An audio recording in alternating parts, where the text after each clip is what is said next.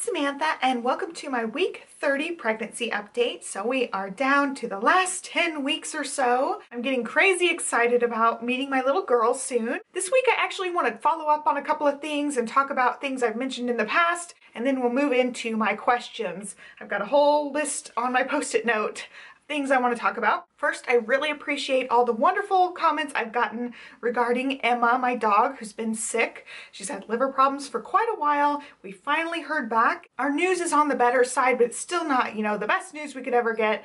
But it looks like her liver has no signs of cancer, no signs of tumors, no signs of infection. It's just a bum liver. Congenital liver problem at this point. All right, Bob the Canary was getting too excited, so I had to put him in the other room.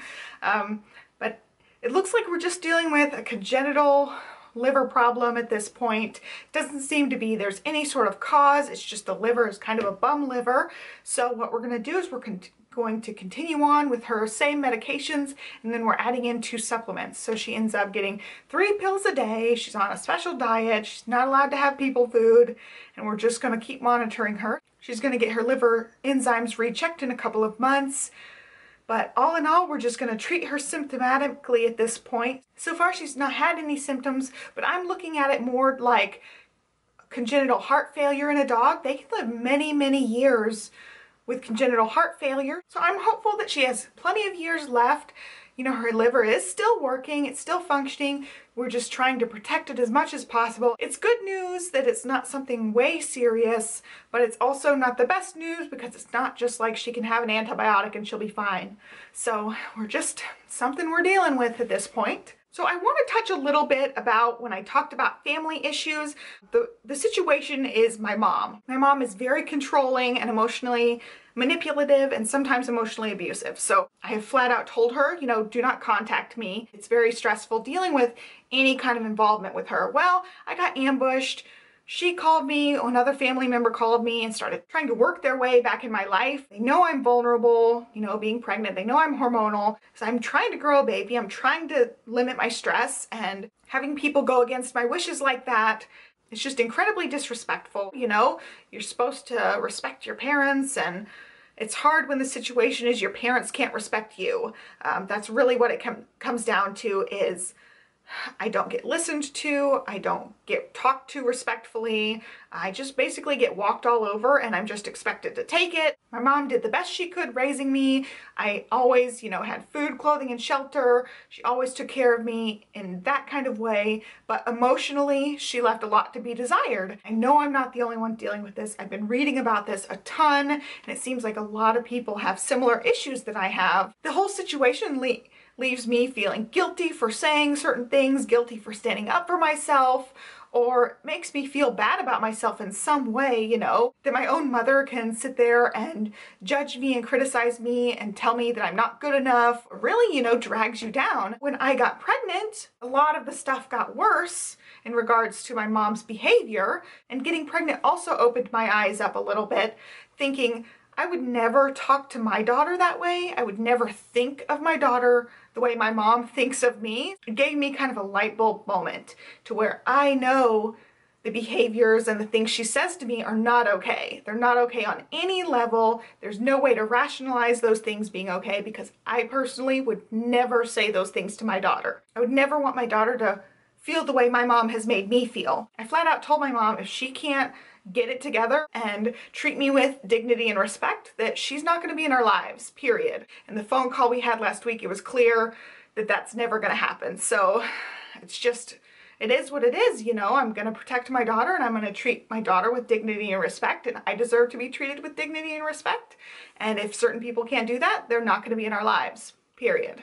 So it's been a hard situation to deal with, but in the end, it's way better for my family and for my emotional and mental health to just part ways with people. So that's really all I want to say about this.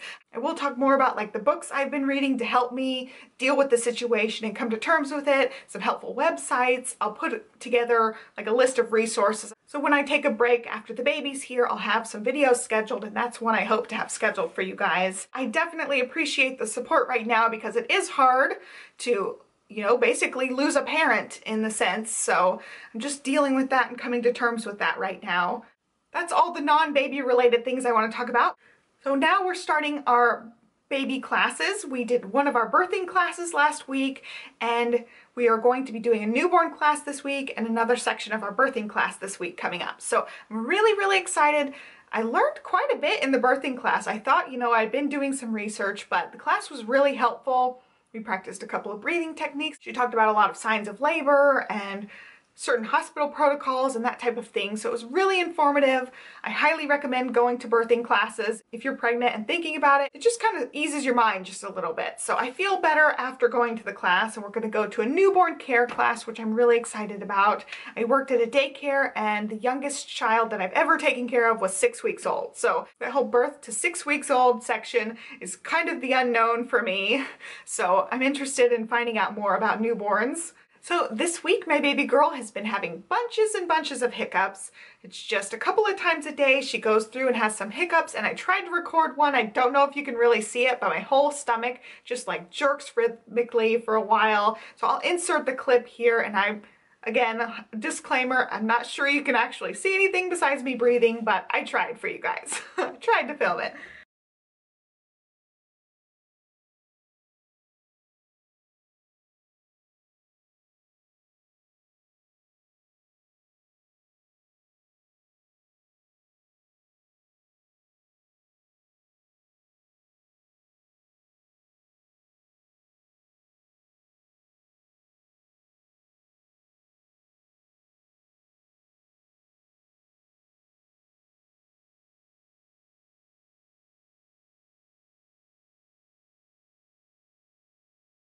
I'm going to jump right into my normal questions that I always answer each week.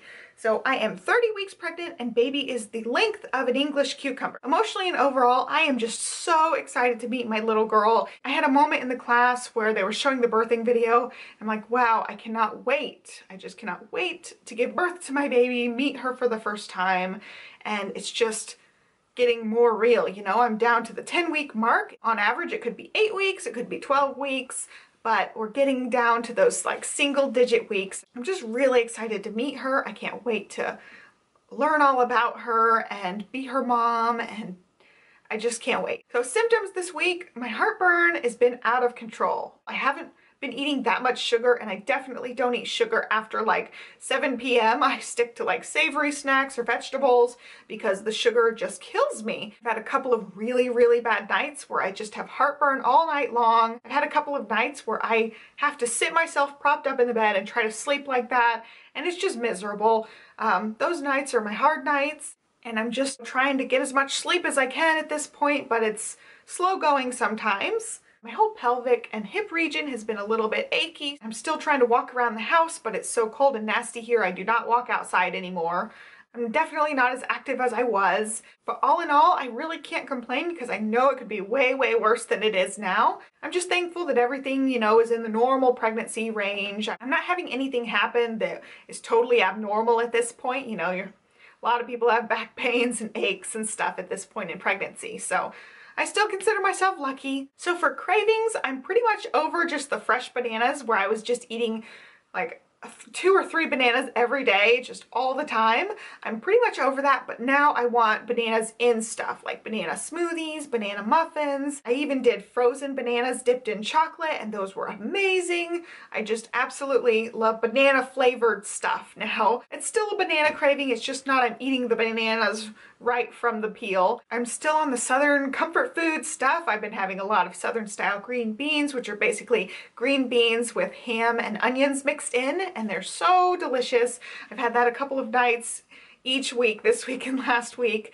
And also I'm making some country fried steak this week. I'm really excited about that. We also went to Cracker Barrel for lunch one day last week, and it was so good. I actually don't generally like Cracker Barrel. I just like cooking Southern style stuff myself, but I wanted their hash brown casserole, which is so good. It's so Southern and comfort food. The only other thing I can think of that's been kind of a craving is peanut butter and crackers. I just like putting peanut butter on crackers, and I have that as one of my late night snacks most nights now. Pretty much anything peanut butter related has always been something that's my favorite. You guys know I love Reese's cups and anything peanut butter and chocolate. So on my to-do list this week is just to start stockpiling videos. I worked on that quite a bit this last week, and I'm going to continue working on that this week. I'm just trying to get videos ready for you guys for when she's here. I can just put up some new videos on topics that I've meant to cover during my postpartum break. So I've got a list of videos I'm working on filming. I try to do a couple of extra ones every day. Weight gain, I'm not sure where I was last week, but I'll put the information down here for you guys. I am 181.5 this week. I don't think it's that much higher than last week. I really can't remember what I was last week. The thing right now is I just can't eat as much. I definitely feel like I ate way more in my second trimester than I've been able to eat lately. I still feel like I eat all the time. I'm always just munching on stuff, but I cannot eat a bunch at a time. My stomach's getting smaller. She's pushing on everything, so definitely don't feel like I'm eating nearly as much. The best thing that happened this week was I got a lot of social time. There were quite a few mommy's groups events, and we went to the class, and one of my friends had a baby shower. So it was really nice to spend a lot of time with my friends and get out of the house more. It seems like most weeks I only have 1 or 2 things going on. Well, this week I had like 4 or 5 things. It felt like every day I was getting out of the house doing stuff. So that was really nice.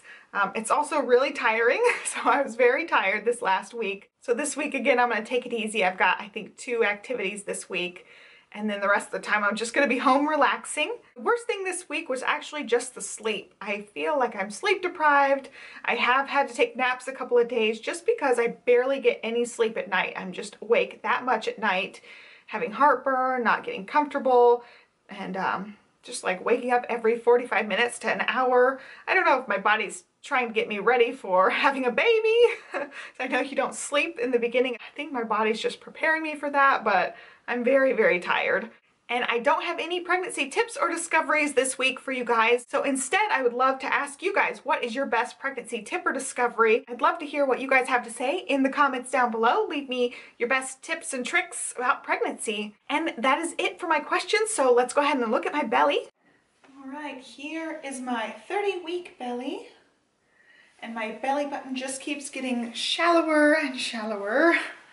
It's barely not sticking out now, so there it is. Definitely nice and round.